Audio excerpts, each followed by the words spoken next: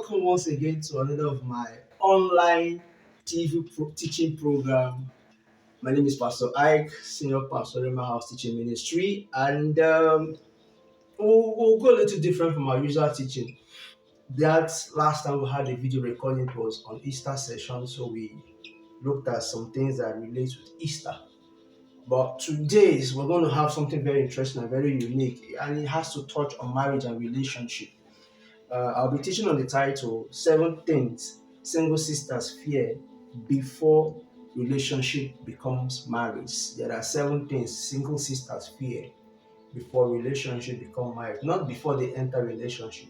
They're already in the relationship, but there are 7 things they fear before the relationship accumulates to become marriage. We all have our fear, no doubt about it. We all have our nursing fear, we all have our expected fear, we all have our unpredicted fear.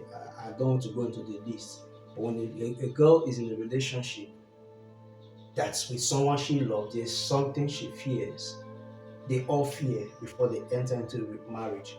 Now, the 7 things I will mention, 4 may relate to you, 3 does not. 5 may relate to you, 2 does not, or even the whole 7 relates to you, but at least there's one that likely relates to every single sister. I'll start off with the first one. Number 1 is public opinion.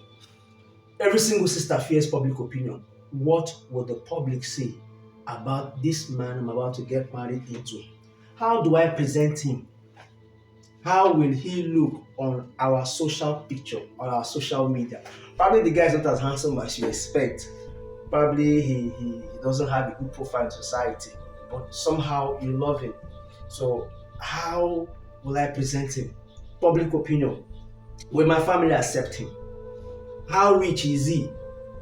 Is he my specs? Oftentimes, if a girl comes from a home that is well-to-do financially and the young man is not from a well-to-do home, that's her first fear.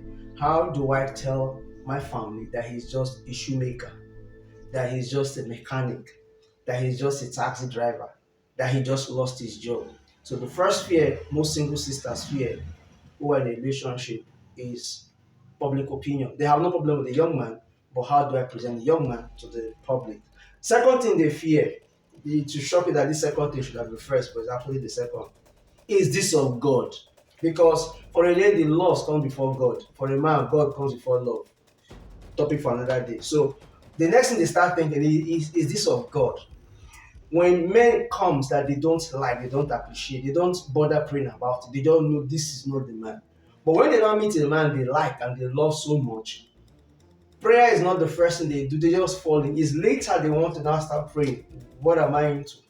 Where am I heading? Is this of God? So their second fear is this of God? Is my life going to get better in this relationship? God, is my life going to get better? I was probably a minister of the gospel. I was doing it financially. Now I'm about to marry this young man who seems to be everything. Everything looking so rosy. Lord, where are you? There was no where are you before you met him, but now that you've entered, it's like, Lord, where are you? So that's the second fear. Number 3, will he take me closer to God or far from God? Now, if you're not a God-fearing person, if you're not born again, that you will not bother about that. You are not even in love with God in the first place. So when you meet a man who also does not love God, to you that's heaven on earth. But for a child of God, that is what she's concerned about. My relationship with him, will I get more closer to God? Is it this type that takes the things of God serious? Does he love God more than his business, or he loves his business more than God? Now when we find such a man that, oh, he's all out for God, that fear is eliminated. I know that wherever he's going, he wants me to be there also. When you meet a man who is not God fearing, it kills your love, kills your zeal. I once met a lady while we got talking. She's married and she was arguing with her marriage. And what was the problem? The man drinks, the man smokes, she's a white beater and all that. So I was like, didn't you see all this when you were dating him?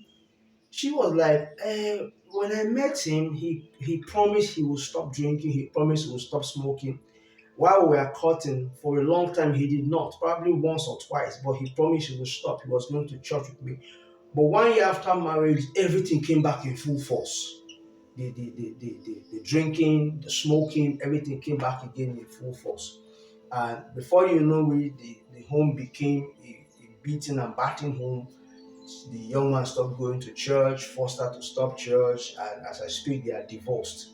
It was a very catastrophic moment, but there was nothing I could do. They were divorced before I could even come into the scene. So that is one fear most ladies fear. Will I get more closer to God when I meet this young man, or will he pull me away from God? So that's the second fear. The third fear most ladies fear is location. Every lady fears this particular one, except those who have escaped ahead of time. Location. You can't marry a lady who is not ready to relocate with you. If you are living in Ghana, for example, you're living in Ghana and she lives in Nigeria, and you are doing well in Ghana, you want to marry a lady in Nigeria, the first fear she fears is, I'm going to relocate, I'm going to change country, I'm going to change town, I'm going to change streets, I'm going to change events. In some cases, some ladies will have to change their job because of who they get married to, in some cases. So that's another fear most ladies encounter. Is the lady, is he ready to relocate with you? Relocation, number one, is can she relocate from her comfort? Some women are too comfortable, my brother, too comfortable. They are comfortable with their job, comfortable with their family, comfortable with their parents, comfortable with their church, and you did not meet a man who is about to take them from that comfort zone to another kind of comfort zone they are not familiar with. There's this, I don't think it will work. I don't want to mention some names of churches because this is public, but there are certain sisters that attend certain churches, it is difficult to marry them. Oh, they love the church, they love the seats in the church, they love the altar, they love the pastor. They don't want to leave that place. So if you're going to marry to such, if you're going to get married to such kind of lady, that is one of their major fear. So I'm going to leave this whole scenario of serving God, hey, my people, they know me and all that, to a place where I may have to start tying my hair, look gloomy and gloomy. Most ladies want to pull the man from where he worships to where she worships. So that's one other fear most ladies encounter. Location. Relocation has to do with relocating from your comfort zone, relocating from her friends, her culture, her family. Relocation is the biggest test of every marriage. Young man, any lady that is not ready to relocate for your sake cannot stay for your sake. So it's something you should actually check out for. Number four, what ladies fear in a relationship before enter marriage is the big word, sex. What will it look like? What will sex look like when I get married to this guy? Is it going to be doom or is it going to be the best mood? Will it make me enter memory lane or will it be a prayer point? Yes, we're not supposed to go into intercourse before marriage. Okay, we have done the intercourse before marriage and the young man is not good in it, but the young man is good. Should I go ahead? Or I notice that the young man is dodging the discussion. Is he still strong in it? And that is one fear they fear. My dear, what I will tell you is this: sex on its own. There are some people who counsel in sex. There's some medical doctors, there are some pastors who will give you counsel in that area. But talk about it, really talk about it, and see if it is a place you should tread into.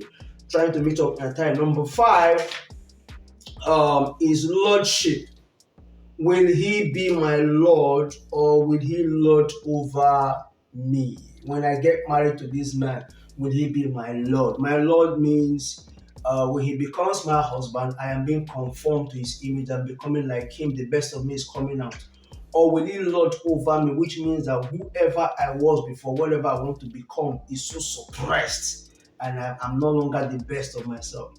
Am I going to be free being in this marriage, or am I going to be in bondage being in this marriage? Am I going to have my sense of perfection, sense of understanding? Am I going to be myself, or when I get into this marriage, it's going to be the worst of me? Most ladies fear this.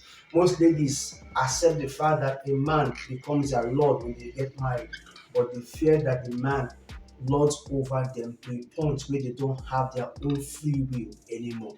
That is the fifth thing a lady fears. Well, I'm out of time. I want to give you 7. I'll give you the 2 other points next week. In doing that, I'll also tell you what most men fear before they enter a relationship. Once again, my name is Pastor Ike. Thank you for being a part of this program. Don't forget to like, share, comment so that somebody you know and love also get this message.